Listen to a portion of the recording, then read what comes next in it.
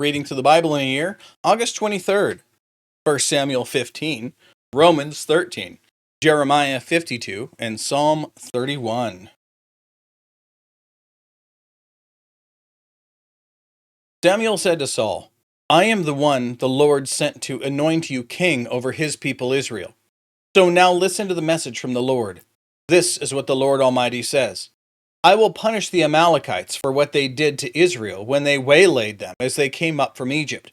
Now go, attack the Amalekites, and totally destroy everything that belongs to them. Do not spare them. Put to death men and women, children and infants, cattle and sheep, camels and donkeys. So Saul summoned the men and mustered them at Telaim. 200,000 foot soldiers and 10,000 men from Judah. Saul went to the city of Amalek and set an ambush in the ravine. Then he said to the Kenites, Go away, leave the Amalekites, so that I do not destroy you along with them. For you showed kindness to all the Israelites when they came up out of Egypt. So the Kenites moved away from the Amalekites. Then Saul attacked the Amalekites, all the way from Havilah to Shur, to the east of Egypt. He took Agag, king of the Amalekites, alive, and all his people he totally destroyed with the sword. But Saul and the army spared Agag and the best of the sheep and cattle, the fat calves and the lambs, everything that was good. These they were unwilling to destroy completely, but everything that was despised and weak they totally destroyed. Then the word of the Lord came to Samuel. I am grieved that I have made Saul king, because he has turned away from me and has not carried out my instructions. And Samuel was troubled, and he cried out to the Lord all that night. Now, you're going to get atheists who are going to use this term where God grieves, or in other translations, it's read as, I regret that I have made it. That's why they translate it here as grieved, because it doesn't sound so bad. Because the idea behind God regretting something is he did something wrong. God feels bad that he made a poor decision. And if he's really God, can he ever make a poor decision? Well, the answer to that is no. The line grieved makes more sense given what he's saying. Now, for us today, we hear the word regret, and that's the first thing we think of. But remember, this is God's holy people whom he has elected for salvation from the Egyptians. These are the people that he has raised up. He has seen them continually fall over and over and over to bring about kind of terrible things for themselves by their rejection of him, as he told them would happen. He said, look, if you don't do these things, I'm going to take my hand off of you. And all of the people around you are going to come in and attack you, and they're going to make you into slaves, and you're going to cry out to me for help, and I'll put my hand back on you again, and I'll save you. But the minute the minute that you're saved from whatever the distress is, you're going to go right back to the things you were doing. So God even was grieved in what he was doing there. Here, the people asked for a king, and he gave them the king they asked for, not the king they needed. Later on, God comes along and he provides a king who is after his own heart. That's David, the right man to be king. Not Saul. They wanted Saul. They wanted the tall, good-looking guy. They wanted the one that everyone could literally look up to, right? They wanted to look like the kings of the people around them. That's what they wanted. So that's what God gave them. And here, when he says that he regrets it, or when here it shows here in this text that he is grieved that he has made Saul king, because he realized this guy's an idiot. He knows full well that he's only going to lead the people into trouble, because he's only going to continually do the things that he thinks the people want. Think about before, when Samuel was delayed in coming, and he was there facing the army of the Philistines, and he had his all the men who were with him, and some of the people started to not defect, but they're just like, I'm just going to go home. I don't know what we're doing. There's some people who are at war, some people who aren't. We should be going to war, but you're sitting here. And he was waiting for Samuel to show up before they could do the sacrifice. And he didn't command the people saying, you must stay and we must wait. He said, I'll do it on my own. Why? Because he was afraid of the people. Once again, the people said, no, we're not going to do this thing. So he does what the people say. That's the problem. He's a weak-willed king. And he knows that that's going to lead to trouble. He knows it's going to lead to trouble for his faithful ones, for those who are of the elect of the Israelites. And so when he says he is grieved that he has made Saul king, or he regrets that he has made Saul king, this is what's happening. Verse 12. Early in the morning, Samuel got up and went to meet Saul, but he was told he has gone to Carmel. There he has set up a monument in his own honor and has turned and gone down to Gilgal. When Samuel reached him, he said, when Samuel reached him, Saul says, "The Lord bless you. I have carried out the Lord's instructions." Samuel said, What then is this bleating of sheep I hear in my ears? What is this lowing of cattle that I hear? Remember, God told him, wipe out everything. Everybody and everything. Nothing survives. And Saul answered, well, the soldiers brought them up from the Amalekites. They spared the best of the sheep and cattle to sacrifice to the Lord your God. But we totally destroyed the rest. Stop, Samuel said to Saul. Let me tell you what Yahweh said to me last night. Tell me, Saul replied. Samuel said, although you were once small in your own eyes, did you not become the head of the tribes of Israel? The Lord anointed you king over Israel, and he sent you on a mission, saying, go and completely destroy those wicked people, the Amalekites. Make war on them until you have wiped them out. Why did you not obey Yahweh? Why did you pounce on the plunder and do evil in the eyes of the Lord? But I did obey the Lord, Saul said. I went on the mission the Lord assigned to me, and I completely destroyed the Amalekites and brought back Agag their king. Is that what he said? Continuing, Saul says, the soldiers took sheep and cattle from the plunder, the best of what was devoted to God, in order to sacrifice them to the Lord your God at Gilgal. Samuel replied, does the Lord delight in burnt offerings and sacrifices as much as in obeying the voice of the Lord? To obey is better than sacrifice, and to heed is better than the fat of rams. For rebellion is like the sin of divination, and arrogance like the evil of idolatry. Because you have rejected the word of the Lord, he has rejected you as king. And Saul said to Samuel, I have sinned. I violated the Lord's command and your instructions. I was afraid of the people, and so I gave in to them. Now I beg you, forgive my sin and come back with me so that I may worship the Lord. He doesn't want to lose a stature from the people. He doesn't want to look bad in front of them. Now I beg you, I already said that, verse 26. But Samuel said to him, I will not go back with you. You have rejected the word of the Lord, and the Lord has rejected you as king over Israel. Samuel turned to leave, and Saul caught hold of the hem of his robe, and it tore.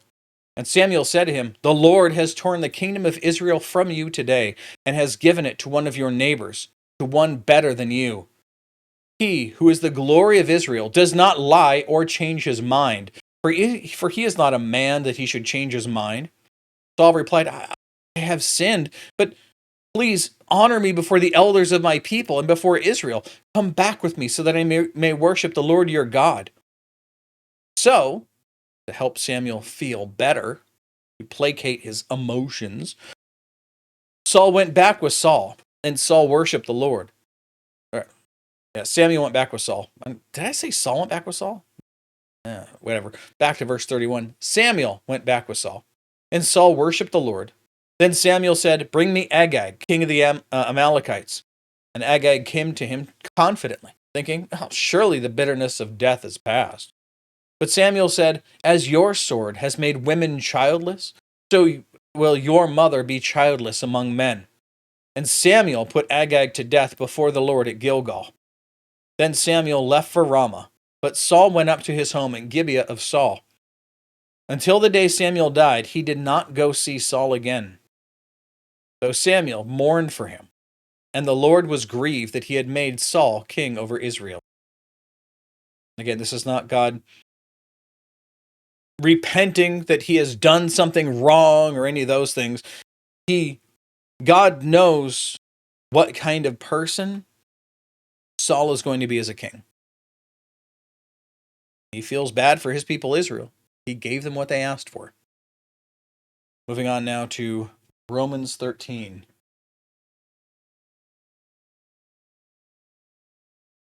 All right, Paul continues. Everyone must submit himself to the governing authorities, for there is no authority except that which God has established. The authorities that exist have been established by God. Consequently, he who rebels against the authority is rebelling against God, what God has instituted, and those who do so will bring judgment on themselves. For rulers hold no terror for those who do right, but for those who do wrong. Do you want to be free from the fear of the one in authority? Then do what is right, and he will commend you. For he is God's servant to do you good. But if you do wrong, be afraid. For he does not bear the sword for nothing. He is God's servant, an agent of wrath to bring punishment on the wrongdoer. Therefore, therefore it is necessary to submit to the authorities, and not only because of possible punishment, but also because of conscience. This is also why you pay taxes. For the authorities are God's servants who give their full time to governing. Give everyone what you owe him. If you owe taxes, pay taxes. If revenue, then revenue. If respect, then respect. If honor, then honor. Let no debt remain outstanding, except the continuing debt to love one another, for he who loves his fellow man has fulfilled the law. The commandments: do not commit adultery, do not murder, do not steal, do not covet, and whatever other commandment there may be are summed up in this one rule: love your neighbor as yourself. Love does no harm to its neighbor. Therefore, love is the fulfillment of the law. And do this, understanding the present time. The hour has come for you to wake up from slumber, because our salvation is nearer now than when we first believed. The night is nearly over, the day is almost here. So let us put aside the deeds of darkness and put on the armor of light. Let us behave decently, as in the daytime, not in orgies and drunkenness, not in sexual immorality and debauchery, not in dissension and jealousy. Rather, clothe yourselves with the Lord Jesus Christ, and do not think about how to gratify the desires of the sinful nature. Now Jeremiah 52.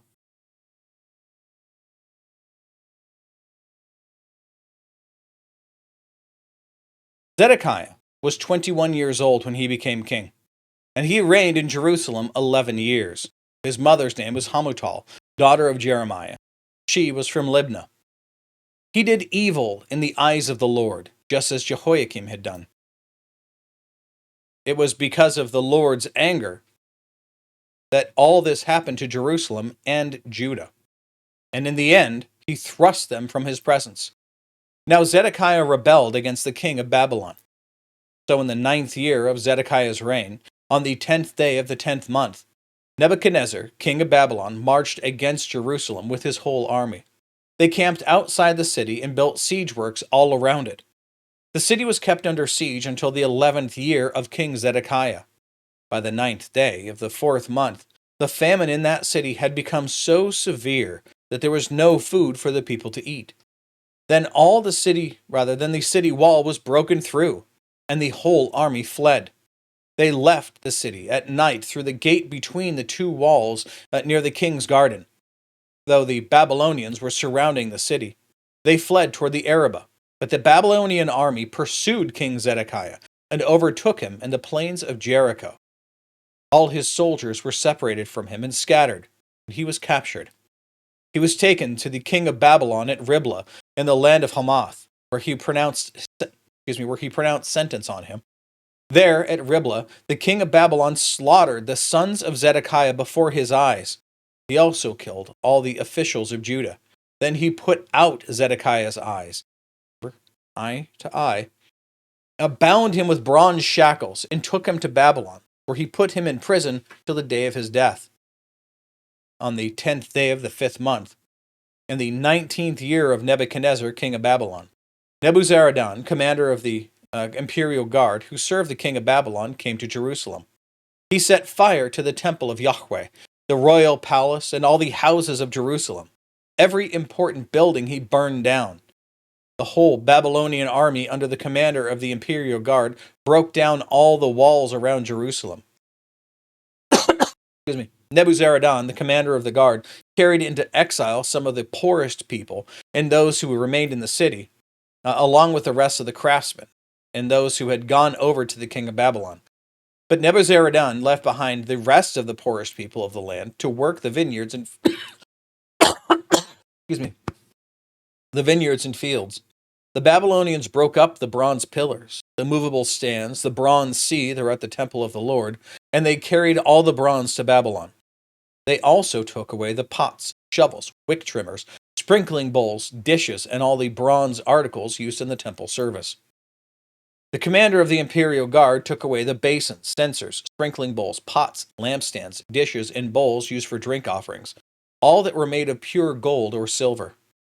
The bronze from the 2 pillars and the sea, and the 12 bronze bowls under it, the movable stands, which King Solomon had made for the temple of the Lord, more than could be weighed. Each of the pillars was 18 cubits high and 12 cubits in circumference, and each was each was 4 fingers thick and hollow. The bronze capital on the top of one pillar was 5 cubits high and decorated, or 7.5 feet tall, and decorated with a network and pomegranates of bronze all around. The other pillar, with its pomegranates, was similar. There were 96 pomegranates on the sides, and the total number of pomegranates above the surrounding network was 100. The commander of the guard took as prisoners Sariah the chief priest, Zephaniah the priest next in rank, and the 3 doorkeepers.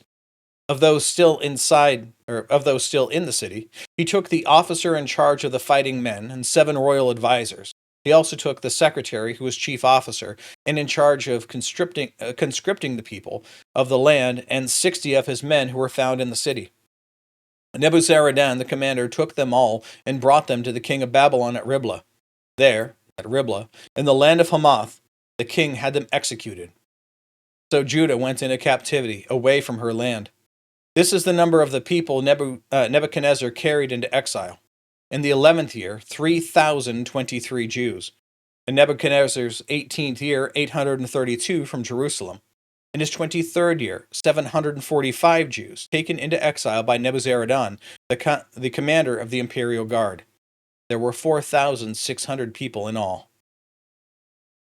In the 37th year of the exile of Jehoiachin, king of Judah, in the year Evil-Merodach became king of Babylon, he released Jehoiachin, king of Judah, and freed him from the prison on the 25th day of the 12th month.